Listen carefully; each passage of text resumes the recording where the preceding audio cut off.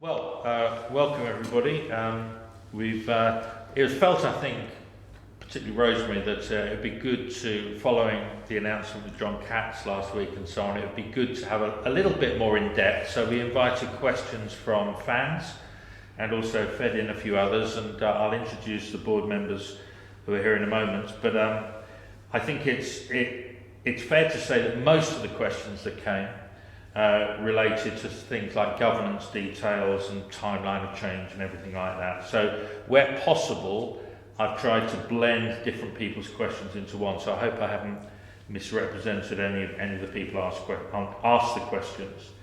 And in addition, we'll be asking a few questions about things like a bit of the football implications, a bit about the Cards Trust, and so on. I also want to say that while many of the questions inevitably focus on the possible pitfalls of what might happen, which is human, this is what we'd all be asking, I think, if we hadn't been involved. I think nearly all of them began with things like, this all sounds very positive, but what about this, what about that? So I'll just go around and introduce everyone. We've got Kelvin Ray here on, I hope this comes over right, my left. But Kelvin's been a fan for many years and been on board for quite a few years now, hasn't he, Kelvin? Well done. And particularly is involved with the football side of board affairs. Rosemary Johnson, most people know as chairman, and you've been chair for quite a few years, and before that I know you were on the support of the Cards Trust board as well. So and then George Burnett, who is the Cards Trust representative. So for those who don't know, the Supporters Trust is entitled to one full director on the board, and George is currently that, and well done on picking up the baton. Poison shadows. Yeah, for those who don't know, I was in that role previously, so hence the laughter. And Neil Morrison, who's been on the board for what, 2 or 3 years now? 2 years, yeah. Yeah, and very much involved with the stadium matters, but also a huge amount of work in the background going into this season on sort of financial projections, modelling, which befuddled most of us, but was very detailed and looking at all the different scenarios. So, and Sam Loxton, who can't be here because he's on holiday this week. So, and Sam done a lot with commercial, get behind the shirt and all that sort of thing. So, otherwise known as Lockstone, who are sponsors on the shirt. So, those are the introductions. And Rosemary, quite a few of the questions will come to you, and I'll start with these really on the whole governance side of things.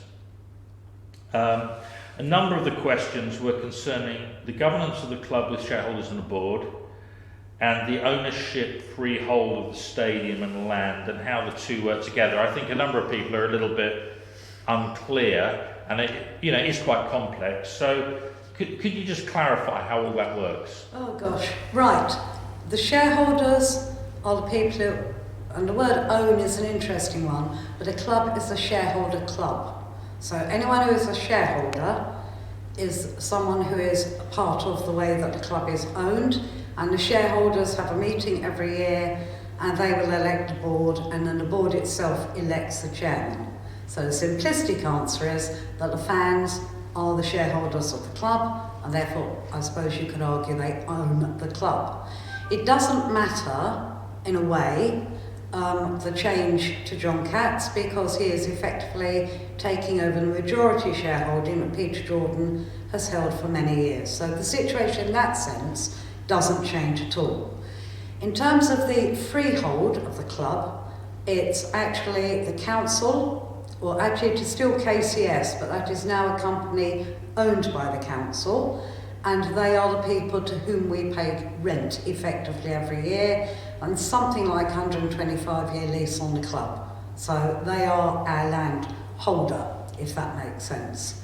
And I think that probably gives you most of the answers. And yeah, just as a comeback on that, in terms of KCS, for those who've been around a while, they will know the name Chris Ingram, who was a great benefactor of the club, really helped the club out, but he's no longer involved, is he?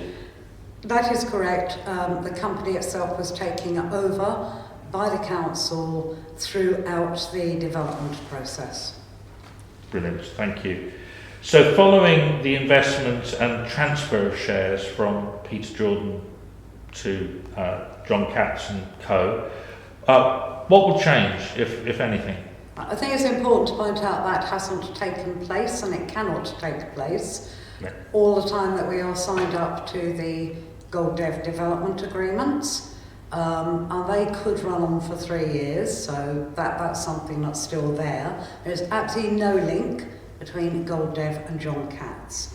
At the moment, the proposal is that he'll become a proxy for Peter Jordan shares. And that's where it will sit until all the agreements with Gold Dev are done, dusted and sorted. Brilliant, thank you.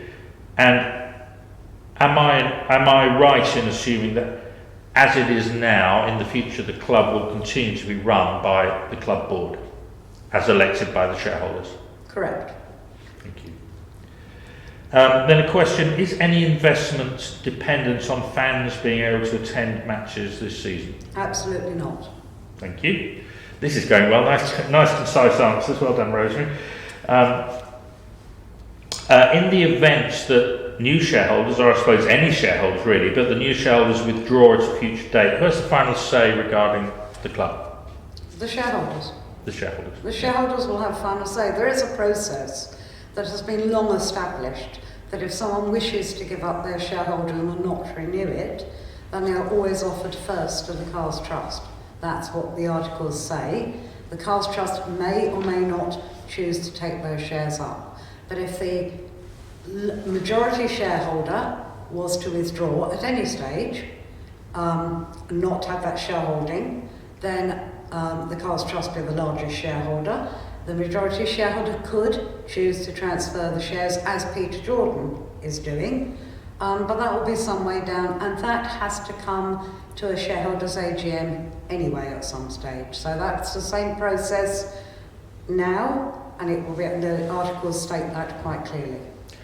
And I understand that, I think someone used the figure 100. There are about 100 shareholders involved in the club. Someone used that. I don't know whether that's right. It probably is around that. It fluctuates. People approach us to take on shares, and we have had quite a few people that a certain amount do that, and some people decide to give up their shares. So it's difficult to know the exact figure. It can change over a 3 to 4 month period, but it's around 100. Yeah, I've got my 10 shares that I bought years ago, which I'm not letting go of. So it's, so that's really helpful. So it's a shareholder-run club, and particularly if the majority shareholder left, the first offer would be to the Cars Trust. If he left, yes, he can, as I said, transfer, bring someone else in if he wished to, but at some stage that would need to come to the shareholders. The current situation is, and the only thing that's happening is that Peter Jordan, they are signing the agreements so that he becomes a proxy for Peter Jordan's shares. Nothing else can happen until development agreements have gone away effectively. Brilliant, thank you.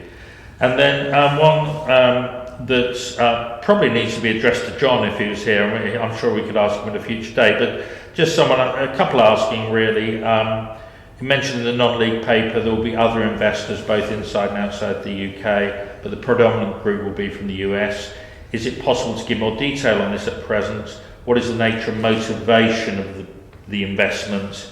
And is it purely to improve the club? Are people, I suppose they're asking what's in it for the investors, really. To be honest, we know the name of certainly one of the other people involved with John, who is Drew Volpe. That name's well known.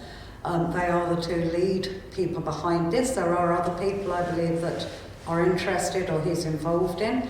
John wanted a community club. He's very honest about that. It's about It's about what this club has. And what this club has is a community club. We've always called it a sleeping giant. John is clear it is a sleeping giant. We are not holding our position as we should as a Premier club in Surrey, in the 2nd richest county in the country. And John wants to develop the club. He wants the money to come into the club. He wants us to be full-time. So he's quite clear about that. But he wants us to retain the community feeling, the involvement of the volunteers and the people who are really involved and working hard with the club. And I know he's met with various key people when he was here, and I don't think any of those people have picked up anything different at all. Brilliant, thank you. And shifting slightly, but a couple of questions about the investment. How might the new the planning rather, how might the new investment be affected by the planning appeal? I mean, my understanding the two are separate, really. Two are completely separate. He did have one conversation with the developer after the planning failed. He really didn't like what he heard. The attitude and the way that the developer perhaps was talking about the club.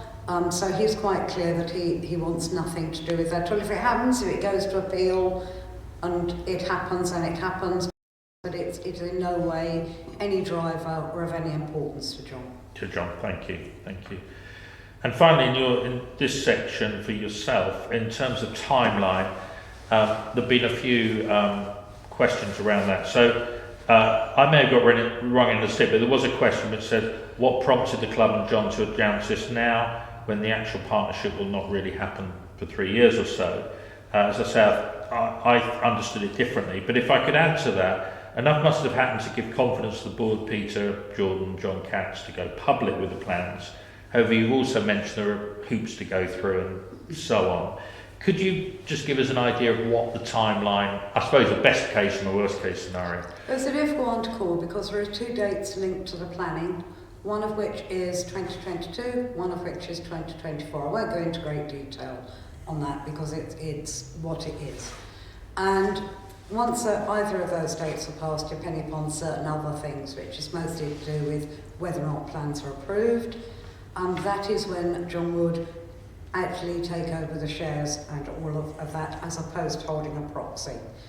John wants to be involved in a club now. He wants to look at making us full-time next season. It's well known, and Dowse has said it publicly, that he's due for a contract review in March next year. So that's why all of this has come into place. Yes, there is a lot of confidence between Peter and John, and initial agreements have been signed, that's known about, and once those were signed, there was no reason why it shouldn't be made public to the fans. It's about not hiding things from fans, it's about being honest with fans, it's about telling people as much as we can about what is happening. And that's really all of this is that. Brilliant. Thank you for those full answers, and we'll switch a little bit to football. I'll turn to you, Kelvin. So, how do the board understand that the football approach might change in the next year or so? Well, from what I understand, Ian, is basically John's going to fund us going full time, which is always something that Dowse has wanted to happen. It will enable us to hopefully attract better players because of the full-time status. Again, talking to John about what he wants to do with the pitch as well, spend some money on that, assist pitch, basically improve us, training facilities, and it's just everything that Dowse has really wanted. And I think us as a football club going full-time is just what we need.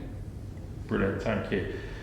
And I've heard, what I'm hearing is that the intention is to get the club to a place where it's challenging, certainly for the playoffs, but realistically looking at the Football League. Yeah, that's the main aim of the football club. We want to be a Football League side. I don't think anyone around this table would disagree with that. We've never been quite in a position to be able to do that, but now hopefully with John's backing, should we be in that position, then there will be some funds available, as I understand it, to go for that extra mile, that extra push, and hopefully enable us to achieve the dream. And what I heard from John was that the real, things will really change probably kicking into next season. But I also read in the Surrey ad at the weekend that, or non-league paper, I think, that if we're in the region of the playoffs come the new year, there will be an extra 50 or 100,000 or whatever available for Dowse if he needs to strengthen the team. I think that's what the new non-league paper said this weekend. So, I've heard it mentioned. I haven't actually had it clarified. That's the case, but I think Dowse is of that opinion. Should we be in a position that we need to strengthen, then I think he'll have the backing. Yeah. John said that in an interview with David Richardson. Yeah. So John actually said it to Dowse as well in a meeting I was in with him and Martin Tyler. So brilliant. And finally, we're obviously doing brilliantly. We're on a high after the weekend.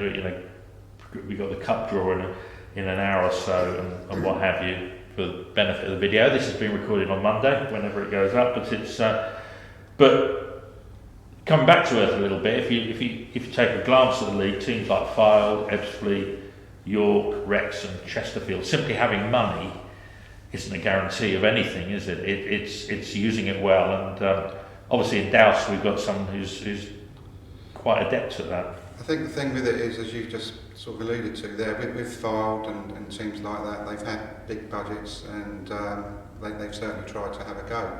There's no guarantee if we had £1 million, £2 million that we'd actually get out of this league. It is about recruitment. Douse is very good at what he does. He's got lots of contacts, and we're very lucky to have him in that respect. I think with Martin Tyler as well, Ian, Matty Winter, we've got a great team, and I do believe that with recruitment, given some extra money, he's got every opportunity of getting us into the league. Brilliant, thank you, thanks Carl. Changing tack again, this sounds a bit sort of going from the highs of the weekend of football into economic projections and finance and so on, Neil, but apologies. But obviously, I mean, I mentioned it had a lot of detailed planning, modelling coming in. The planning and budget modelling for this season has probably been unlike any other season ever, I would imagine. And you've had to the board have had to look at lots of scenarios without really knowing what's going to happen. Yeah, of course. We started tail end of last year with our first attempts at looking for a budget for this year. And of course, the world was a very different place then. We were still going for planning on the development scheme. COVID, was being talked about, but it was item 6 on the news, not item 1. And we've been through any number of iterations since, from what if we played behind closed doors, what if we played with limited crowds, what if it started one way and finished another, and we're actually, believe it or not, on budget 19 now, some months later. And probably not finished yet, in the sense that we've got to funnel in the monies that have now been granted through government's national lottery. So we still don't know where we are, in the sense that the government funding takes us to Christmas. We don't know what will happen after that. There are many people saying we'll do well to finish this season, given that there's not a lot of slack, and it already finishes on the 29th of May without playoffs. So it's been traumatic, and it's been a tough ride with Douse at times, in terms of being able to tell him what we could spend this season, because until we've got some certainty, and that certainty's been the one thing that's been lacking, it's been very difficult. So Douse has done incredibly well to work with the drip feed of funds that we've been able to give him, or were able to give him before the season started, which can't have been easy. No, and I mean, I'm sure it wasn't easy for the board either, and it's not easy for the players either, because it's their livelihoods, and are they going to be getting contracts or not? It's been an incredibly stressful few months, really, hasn't it? Well, it has, and I think certainly John coming in gives us an opportunity, I think, to look ahead with a little bit more confidence than we have in the past. In truth, I've been, believe it or not, less concerned about this season than seasons that follow. And the reason for that is that without the ability to bring in investment, and John's come in a very unusual set of circumstances, as Rosemary's explained. He's prepared to come in without actually owning the shares. Now, he's pretty unique in that sense, in that we've spoken to others, and nobody else would take that punt. So John's coming in really is plugging a gap, potentially to 2024, when we might not have had any incoming funds. And the club, as probably most fans realise, set a budget. It's based conservatively. It doesn't assume we're going to have an FA Cup run. It doesn't assume we're going to sell a player for hundreds of thousands of pounds. It doesn't assume that we can go out and ask fans for some, get behind the shirt or boost the budget every season. There are always things that bail us out, but we are running out of those rabbits to pull out of the hat now. We've had Shearwater here for 3 years, which has helped with running the club. But the next 3 years, it's hard to see where those would have come from. So in those seasons, our budget would have been several $100,000 in the red, even before we start playing a game. So the John coming in really does give us some confidence now that we can actually start to budget ahead without worrying about how we're going to trim that deficit at the beginning of every season. Yeah, thank you. You mentioned get behind the shirt, but obviously fan involvement, has been second to none, really, hasn't it, in terms of get behind the shirt, the cards reboot, and so on. I mean, how important has that been in sort of steadying the ship, if you like? Well, massive, in the sense that at the time when we set those things out, they were unique, in the sense that we were having to go out to fans at a time when we just didn't know where the money was going to come from the season. As you know, we didn't put season tickets out on sale. We took a bit of flack for that. People said, when are you going to announce the prices? And of course, we didn't know whether it was going to be a season. We didn't know how many games it might be. We didn't know anything, how many fans might be let in. So we just, we had several models as to how we might price season tickets. And in the end, we actually got within an hour of announcing how we were going to go about letting people into this ground. We thought we'd get about 1,300 in under the COVID rules. And an hour later, Boris Johnson stood up and said, "You can't do that." So, we were very close, and I say there's so much work's actually gone in the last 3 or 4 months. It's been abortive. I mean, for those fans who haven't been to the ground, there's an awful lot of green and red dots down on the terracing, showing where people can stand. It'd be nice if they could, but they can't. So it has been, I think, quite fraught for everybody involved in the club, if only trying to predict what's coming next. And the one thing you can be sure of is we're not through that yet. Thank you. And finally, I mean, were the board, I assume, relieved and happy, although it's only 3 months, but to get confirmation of the government funding for a few months must have been at least welcome. Absolutely. I think again, there was probably a 2 or 3 week period just before the season started where government made it clear that they wanted elite sport to start. A number of clubs went public in terms of saying, well, we just can't afford to. We will go bust. And the figures that we did showed that we would probably, without crowds, our deficit would have risen by another £400,000. And as a board, we would sit here saying, well, why would we do that? We're responsible for the budgeting and the health of this club, and it just wouldn't have been. We would have been very remiss, I think, if we had continued to play without there being some form of government reassurance that funds would have happened. And I think, in truth, had there not been, I think many clubs in the National League would have not started the season, because all that was going to happen is their budgets or their deficits were going to grow week by week. As I said, we would have lost another £400,000. It's simple mathematics. Yeah. There's £15,000 a game in terms of the revenue that would have been lost and set off against the costs that would have been saved. And I was just saying to others, on Twitter tonight, saying I think there's a Division 2 club just announced their 48 hours from liquidation. Really? So, yes, Southend, who I think had been in difficulty anyway, but 48 hours from liquidation. So it just shows, and I think that's just the beginning. I mean, furlough hasn't even ended yet, so it's... Can I just add to Neil that I think we do owe a great gratitude to our MP for Woking, who was very supportive of making the push to get that support from the government and the National Lottery. He was really quite involved and very involved in the pressure that the MPs themselves, I think behind Tracy Crouch from memory, put to make sure that we did get a guarantee of funding. And I will say very publicly, I'm very grateful to him for his support in that. I think it's also worth saying with John coming in that John has said words to the effect that he sees the ambition of the club on the football field and that needs to be matched off the field, and I think we would all agree with that. And I don't think anything that John is proposing isn't things that we have thought about, but but we just lack the resource to actually implement those things. What John is proposing is he will come in and effectively be able to drive things, particularly with his business background, which is running a stadium, running another type of sports team. But he sees the opportunity here in getting bigger crowds through the gate, in terms of selling more merchandise, in terms of selling more food.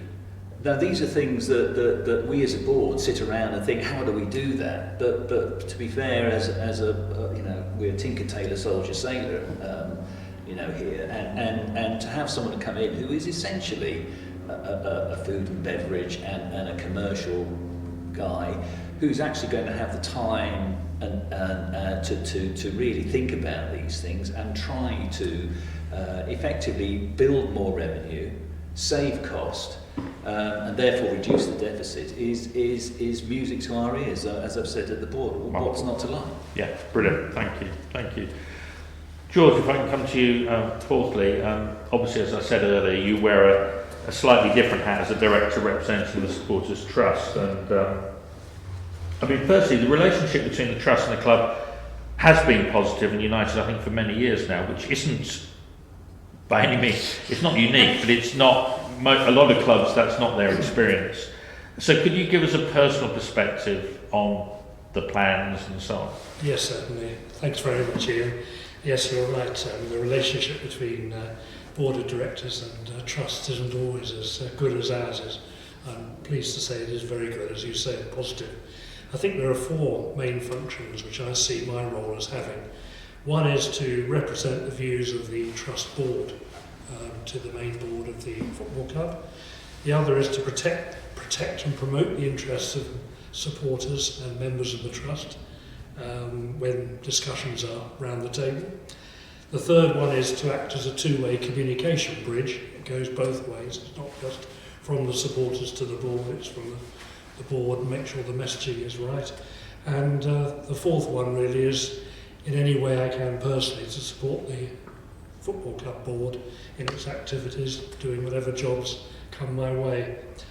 Personal view of the plans. As major stakeholders in the football club, it's no secret, and we know from some time that the finances are, dare I suggest, pretty parlous. We know that it's not sustainable as it is at the moment, so clearly investment is an important item, but it's got to be the right investment from the right person at the right time. We certainly the right time, and it's the right amount of investment. And like most members of the football club board, I've had the pleasure of a lengthy conversation with John. We got off to a great start when I realised he's one of the few Americans I've ever met who calls football football and not soccer. I think he's a very interesting person in that sense, because he's not after making a fortune from the football club, because there isn't a fortune to be made, basically. He is in this because he sees an opportunity to grow the club, make it more sustainable, and to be honest, he is passionate about English football. So I think that's a very, very important fact, and I think probably you're never quite sure when you make investment decisions, but I think this is definitely the right investment at the right time for the club. Brilliant, thank you, that's great to hear. And I assume he sees the Cards Trust as playing quite a significant role as we move forward? Yes, John's very, very keen on the community angle of the whole setup, and that's one of the things I think that attracted him to Woking, because we have such a well-advanced and successful community image and activities, and he sees supporters being very key. And as the Trust is the second largest shareholder in the football club, I think he thinks that's a great bridge to work on. I agree entirely with what was said just now, which is I do get slightly upset when people refer to owner of the club. Yeah. There is no owner of the club. It's a limited company with shareholders. There may be someone who has a majority of shares, but that's not quite the same thing at all. Yeah, thank you.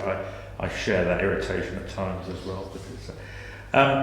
just very practically, I mean, I would imagine, I mean, now's an important time for fans to join the trust. I mean, I joined years ago. It's £10 for a season. It's actually very simple, but it does give you, albeit in a small way, it gives you a stake, doesn't it, in the governance of the club, the way the club's run. Yes, it does. And as you so rightly say, Ian, it's only £10 a year, £20 for a family. We've held it at that for the last 12 years, I think, since the trust was formed. It's very easy to join. Just go along to the Cards Trust website and off you go. So we've got, I think at the moment, something like between 400 and 450 members. So there's plenty of scope for additional membership. And of course, your money, when you join, goes into the funds which help the football club, as we're a non-profit organisation. And unfortunately, it won't matter this year, but it does give you priority on third round FA Cup draws, doesn't it? But unfortunately, that won't happen. But it's but no, I think it's very worthwhile for any, it just gives everyone a stake. And there is also junior cards, which is for youngsters to join, which is a lot less, and there's some great goodies and different activities with that. So. And finally, I passed over a question, I think, to George, to you, which was a more specific question that someone posed of whether the baseball teams that John and Drew and others are involved in, how they equate to Woking in terms of attendances and turnover. I think you've got some facts there. Yes, I did a bit of homework on that. I can hardly claim to be a baseball knowledgeable person. I went to a game with the Phillies about 30 years ago, and that's the extent of my baseball knowledge. John's primarily involved with the Columbia Fireflies, who are a minor league baseball team playing Class A of the South Atlantic League, which is a league that covers the sort of eastern seaboard from New Jersey down to Florida. In baseball, apparently, there's no such thing as promotion and relegation, and each one of the minor leagues is actually attached to one of the major league teams. It's the New York Mets in the case of John's club. I think he finds this quite frustrating. It's one of the things he loves about English football, the fact that you can do a Wimbledon, or unfortunately you could also do a Macclesfield.